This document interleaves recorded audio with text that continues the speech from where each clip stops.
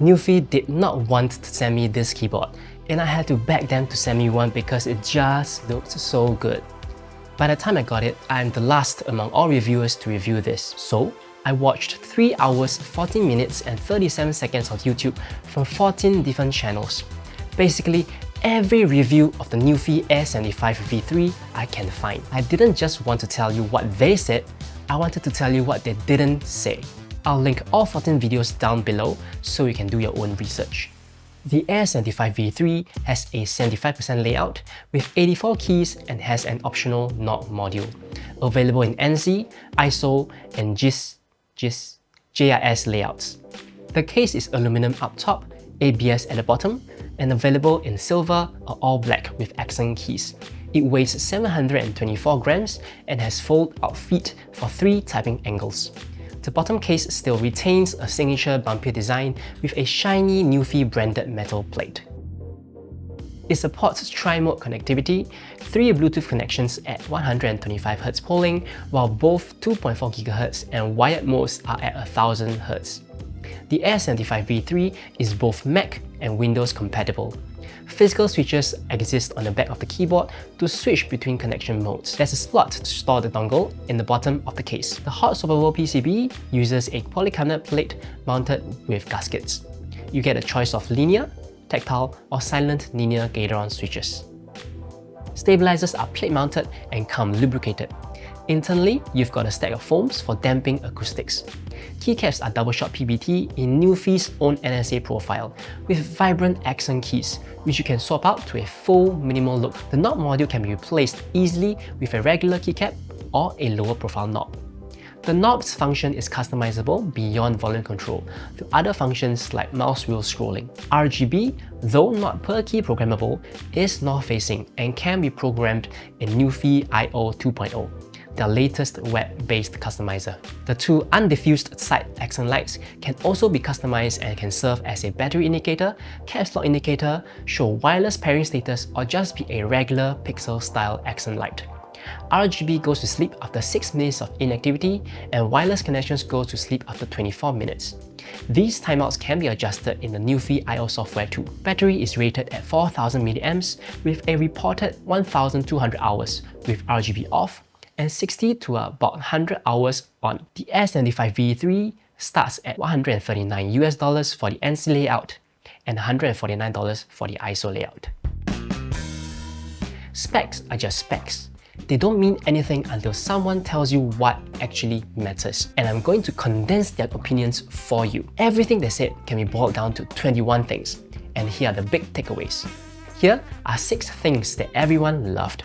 A premium aluminum build, long-lasting battery despite its size, a web-based Nuphy IO software, ISO and JIS layout compatibility, soft typing, and surprisingly, a huge praise for the dedicated compartment to store the USB dongle.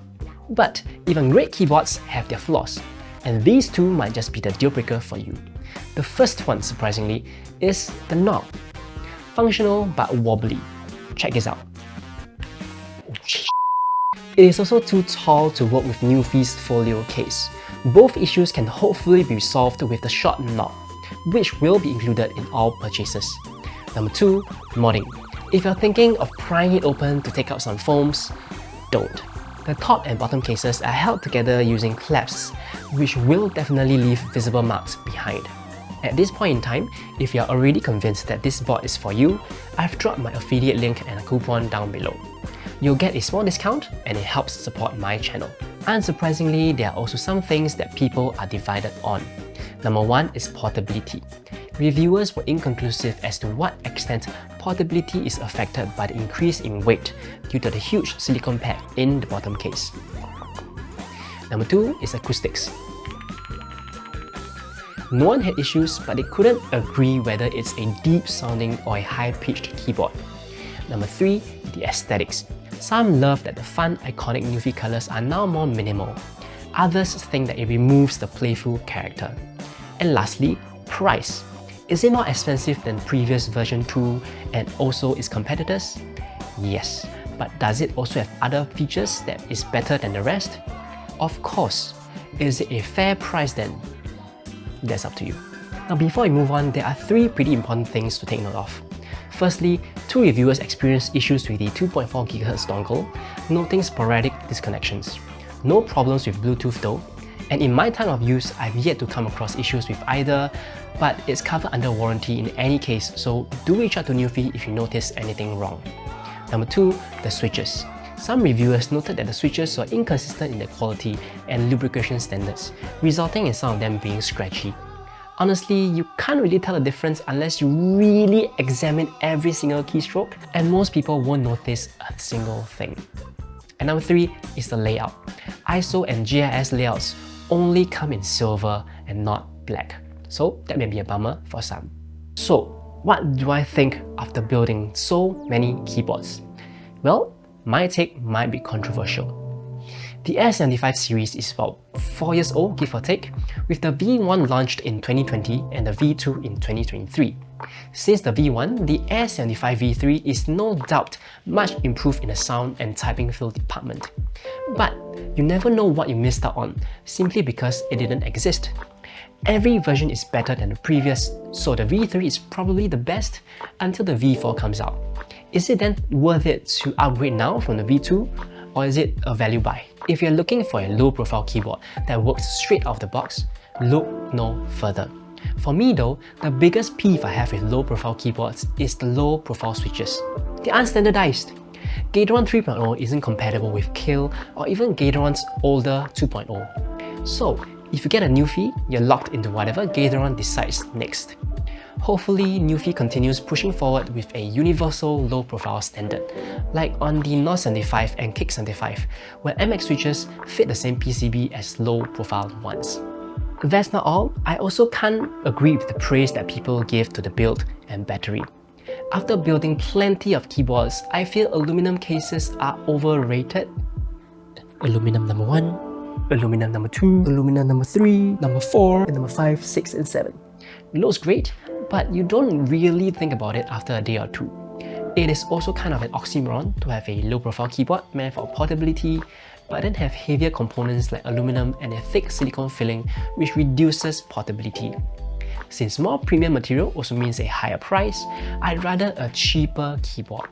I wish they released a cheaper variant that has plastic top and bottom, kinda like the Bauer Lite, where you can purchase the top and bottom cases individually, if not as add-ons. Plus, how much battery life is enough? I'd say past 3-4 weeks, the difference in longevity gets blurred. Battery is also not an issue for me because every once in a while I'll just plug in to charge as I'm about to leave my office, so I always come back to a fully charged keyboard the next day. Battery life only matters if you are working while commuting or you are bringing it out to do some work at the local coffee shop. For the majority, your office or home desk is going to be a permanent home for your keyboard. And don't get me started on the Sonshi style. Have you tried it? It's so uncomfortable to type on. You must hate the keyboard on your MacBook so much to even think about using an extra keyboard over the top. Sonshi is literally the antithesis of portability. Despite all the hate I'm pouring on the Air75 V3, I actually love this keyboard. Now before you call me a hypocrite or a liar, the things I dislike are the things that Nuphy and some other reviewers are marketing and pushing the Air75 V3, like the 220 grit premium aluminum case, Sonshi style, and so on and so forth. I understand the need to make this version stand out from all the competitors, but the way I look at it, the biggest appeal of the Air75 V3 is simply that it is an exceptionally aesthetic keyboard yet budget tier, and it's comfortable to type on. There's just nothing quite like it in the low profile space. I'll add on to say that the biggest differentiator as to whether I'll buy another Nuphy keyboard is actually their web-based key customizer. I believe Nuphy IO is the game changer because this does not just apply to the Air75 V3, but potentially to past and future products as well. It's so impactful because I believe it unlocked so much potential users that the average user can explore and have fun with down the line. What Nuphy has cleverly done is to distill from QNK and VIA the ones that are more applicable for the masses like you and I, and make them easy to remap on your keyboard, like tap dance. And Nuphy, to their credit, listens to feedback. I truly believe they'll keep refining their ecosystem. So, the Air75 V3, if you ask me to choose only one low-profile keyboard to buy, this is the one. If this review pushed you to buy one, check out my affiliate link and coupon code down below. You'll get a small discount and it keeps me motivated to get the videos going. So I appreciate every purchase. Alright, and with that, I'm done. See ya.